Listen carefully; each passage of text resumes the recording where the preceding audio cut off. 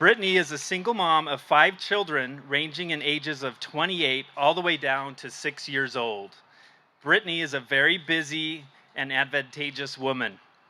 Along with being a devoted and involved mom, she also owns 3 businesses. Yes.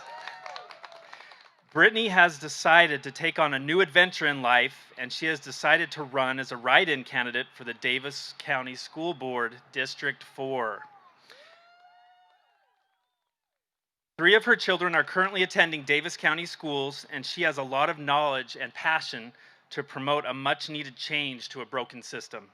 Brittany believes the best way to do that is to give the power back to the parents and students that attend the schools. Brittany is a very driven, compassionate mom and businesswoman who has a drive like no other to make a change. She is a force to be reckoned with and is determined to give parents and students a voice to make a choice. And to follow Brittany, what you need to do is text her last name, Flint, to 53445. That's Flint to 53445 to follow her campaign. That being said, here's Brittany. Thank you so much to the UPU for having us and for giving me an opportunity to come and help you understand why it is so important to register to vote.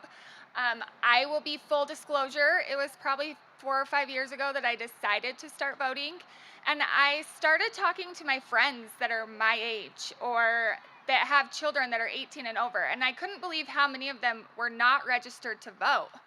And for me, one of the businesses that I own is I advocate for children with disabilities. So if you're a typical child that has ADD all the way to a child that has a diagnosis. My current second grader right now has an IEP because he has Down syndrome. And when I was making a choice to go to school 5 days a week, that's what was best for our family. And at that time, I was so happy because I had a choice. I could choose. I had friends that chose to go to hybrid. I had friends that chose they were going to do homeschool. And then I had friends that were going to school with us. I got some pushback because is he not immunocompromised? Should he really be in school? And for us, that's what was most important for him. But it's not 5 days a week. It's not if he wears a mask, if my other one wears a mask. My junior he pushes back a little bit as well. He doesn't love masks. But it's not that. That's not why I'm running for the Davis School Board. The reason I am is to give you all a voice and a choice. Because if you don't have a choice, then really you don't have a voice. And without a voice, who's going to advocate for your children? I call it a typical parent awakening, and I got to be completely honest with you, I love it. I have been advocating for 12 years now for individuals. Every school year, I have to go do what you're doing right now and sit in these meetings that last 2 and 3 hours to tell them that that child deserves, by law, to be in a normal classroom for a specific amount of time. So we've been doing this for a really long time, and I love that you have the opportunity to stand up and do it for your kids. Because if you don't do it, no one else will. I have teachers that I love. I have teachers that made a huge impact on my life in 5th, 6th, 7th, 8th, 12th grade. But do you think those teachers know where I'm at right now or what I'm doing? And quite frankly, they don't care because I'm not their child. So the whole reason I'm here is so that we can get in there, we can give you guys a voice, give the power back to you, and give you a choice. That's the bottom line. Choose what you want. If we all are different, and that's what makes our world go round, but you need to be able to choose. Choose to go back to school, choose to wear a mask. I also really feel like I had an aha moment when my 6-year-old walked out. We had wore specific masks the first week to school, and she walked out to my car, and I had gotten a call from the principal that the mask she had she couldn't wear.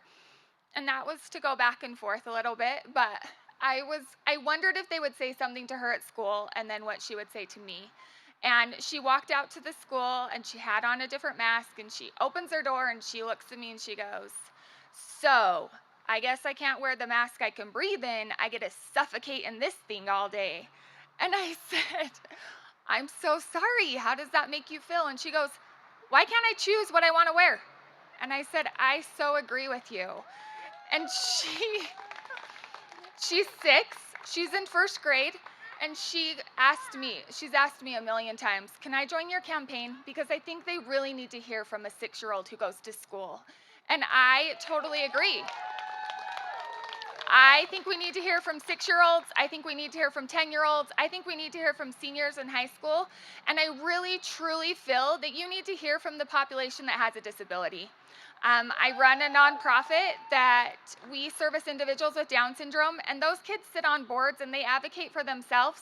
They advocate for what's best for them and where they're at as adults. And I really feel part of this student board that Emily was talking about should have one of those kids. It should have a child that can advocate for themselves and can help you understand. We need people on the board, on our student board of all diversities. It needs to be inclusive. It needs to represent every single population that we have, and demographic. And Davis County is huge. There's 73,000 kids in our Davis County, and everyone that is in a high school, I feel, and so does Emily, that our high school students should be represented in every single high school, because the demographic at Davis High is very different than the demographic at Fremont, and the demographic at Clearfield is very different than the demographic in Bountiful.